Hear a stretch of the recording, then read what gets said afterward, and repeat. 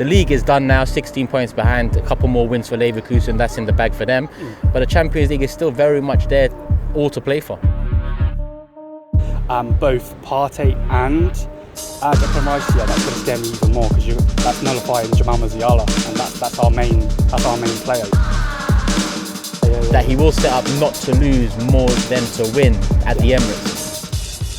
How's it going, people? Welcome back to the channel and welcome back to Box to Box. It's the Champions League, it returns, it's the quarter-final stage, and we've got Bayern Munich. Yes, Bayern Munich. The last time we played them in this tournament, the less said the better, but they're coming here now. It's a different Arsenal and it's a different Bayern. Hence why I've got a Bayern Munich fan with me representing Bayern, and I'd like to introduce Liam from the Bayern View. I'm going to put it in the title, so make sure you go subscribe to the Bayern View. But Liam, before they hear the accent or the lack of an accent hey, why are you getting someone from the UK as a Bayern representative? Talk to them. How did you come about supporting Bayern? You've got a channel, you watch them week in, week out, you're heavily invested, so let them know. Yeah, so basically, for me, Iron Robben, just simple 2 words, Iron Robben. You know, that guy, you know, one of the worst, weakest foots ever, but you knew he was going to score. Cuts in, bang. And from him, then Alaba, Cruz, so on and so forth, and then just loved the team ever since. So yeah, I mean, listen, Robben, definitely one of the greatest wingers of all time, for sure. And you're right with the whole one of the worst, weakest foots, but it never mattered. It never mattered because his left was so good. But now you got the little backstory there to why Liam supports Bayern, and like I said, he's heavily invested. Go over to the channel, you'll see week in, week out content, videos, watch-alongs, all of that. Go subscribe, show some love. But Liam, thank you for coming down to the Emirates and repping Bayern. Let's just get straight into it. I mean, the elephant in the room, Bayern are not the same team they was last year, let alone a few years ago. What do you put that down to? I mean, is it Tuchel? Yeah, straight away. Go ahead. Straight away, mate. Obviously, the board, they've got to take a hit with it, because they sacked one of the young managers, Julian Nagelsmann. Look what he's doing for Germany.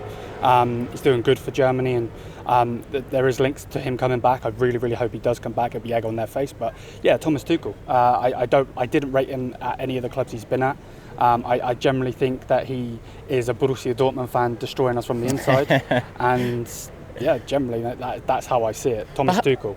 You know what? I've never been the biggest fan of Tuchel either. His time at Chelsea, you watch Big Six, Matisse. He loved him, and I even asked the question the other day: would you take Tuchel back? And he said yes before I even finished my sentence. But I don't quite get the plaudits that Tuchel's got over the last 5 years or more per se.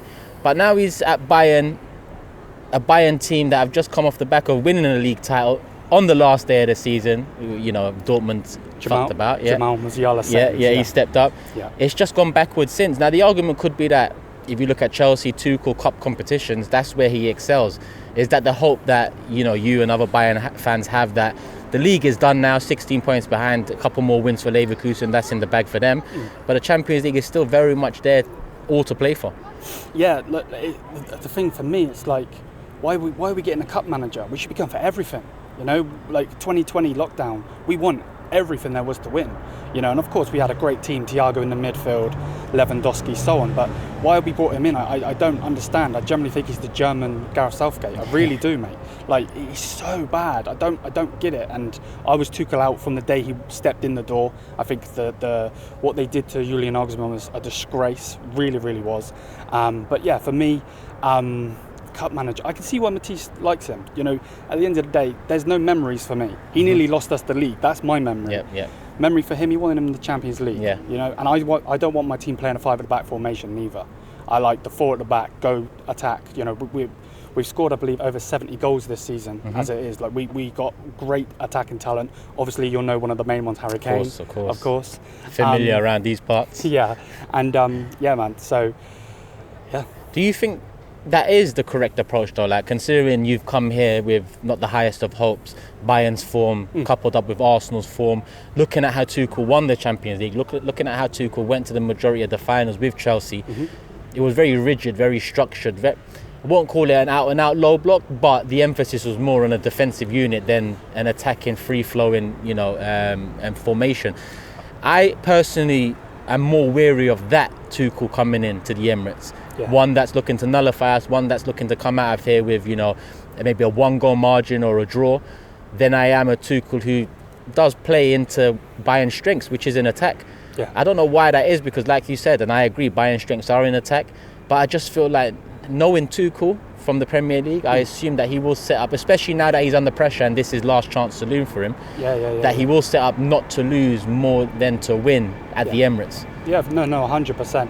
And I'm going to be a hypocrite here because I said I like back four and all of that, but we've got him now. He's gone at the end of the season. He's basically been sacked. They did the whole respectful thing of he's going at the end of the season. He was sacked. He should never have been our manager in the first place. But I would like him to I put nine people behind the ball. I really would, because you guys, obviously you guys need to get over that line. If it's the Champions League, if it's the Premier League, but for me, like you're in great form. Obviously, I remember the days of the 5-2, 5-2, and so on. I would love that again, but it's not going to happen. We've got Eric Dyer at centre back. You guys, as long as you put a good attack, I could generally see you absolutely obliterating us. I generally can. And I said to you earlier off camera, I'm scared of that. I really, really am. Yeah. Yeah, you said 5-2. I'll take that. It was 5-1 twice. It was 10-2 on aggregate. Oh, yeah. Listen, we've come a long way since then. I mean, let's talk about Arsenal now, Liam. You watched quite a bit of Arsenal. A very different team to what we was when Bayern won it all 4 years ago or 5 years ago. Biggest threat for you in that Arsenal side, bearing in mind that it looks like we're going in with a pretty full-strength side aside from Timber. Okay. Who would be the one player that you believe Bayern need to keep quiet in order to be able to take something from the Emirates? Well, of course, the main one, and it's going to be obviously probably one of your favourite players, Bukayo. Bukayo Saka he's doing amazing, absolutely doing amazing. The only thing for me is he's going to be going against Alphonso Davies. Me generally, I wouldn't play Alphonso Davies. I know that might sound stupid. He'd be holding the reserves because he don't want to be here. He wants to go to Real Madrid. We basically lost everything anyway. Bukayo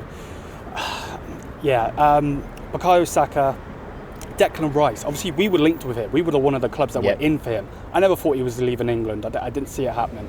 But for me, if you two go with a pivot of both Partey and Declan Rice, that's going to scare me even more, because that's nullifying Jamal Musiala, and that's our main player, Yeah, I mean that is a query. I think Jorginho will start, deserves to start, but James did mention that against the Musiala and some of the attacking players Bayern have got, is he the most mobile to cope with it? But then again, I still think that Bayern will come and more so look at what we have, more so than come on the front foot, which is unusual for us because it's been a while since we were in Champions League, but Bayern tend to play us on the front foot usually. I just fear something different this time around. No, most definitely. And another thing that I'm scared of, obviously I mentioned Eric Dyer.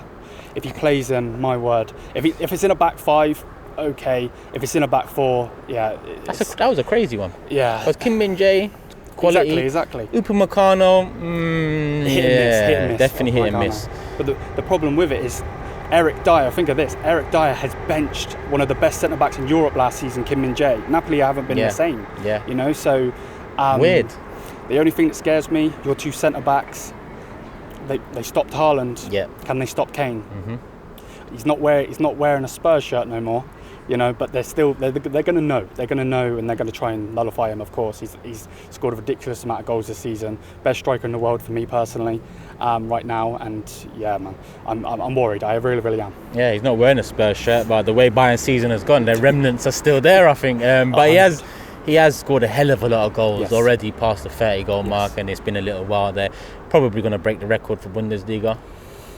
I would.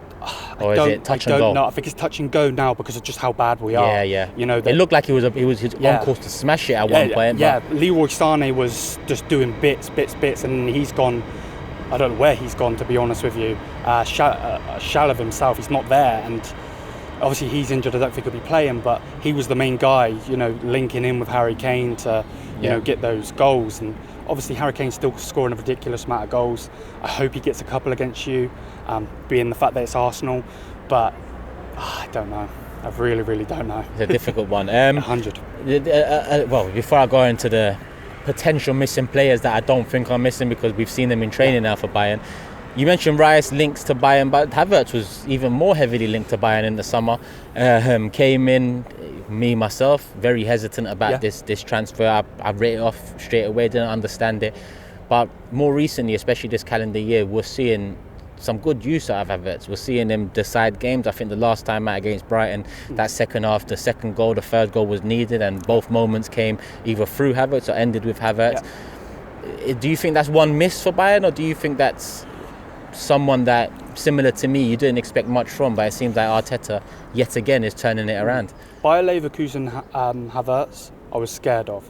Since then, he's just not been that different player. Man. Yeah, different man. I don't know if it's that, Julian Nagelsmann for Germany's now playing him at striker like a lot of Chelsea did, and obviously you guys are doing it now. I think his best position personally, as someone that watches the league, is, number 10. But for me, I don't think it's a miss. I think it kind of is, but isn't, because I know that we're going to be looking at Florian Wirtz. I don't think we'll get him. I think Manchester City will be sniffing if Phil Foden doesn't take that spot by then. Jamal Musiala can push over to the left. He can do both 10 and to the left. So, it'll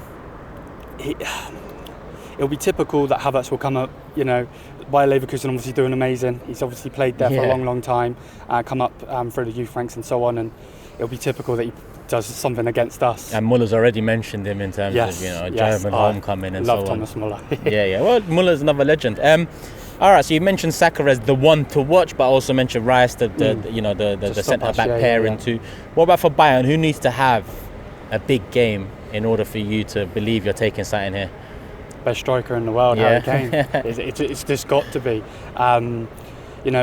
At times when Robert Lewandowski was at the end of his tenure, we were looking to him, and obviously we get fans coming in saying one man team. We're not a one man team, but if you look at the stats, it would look that way.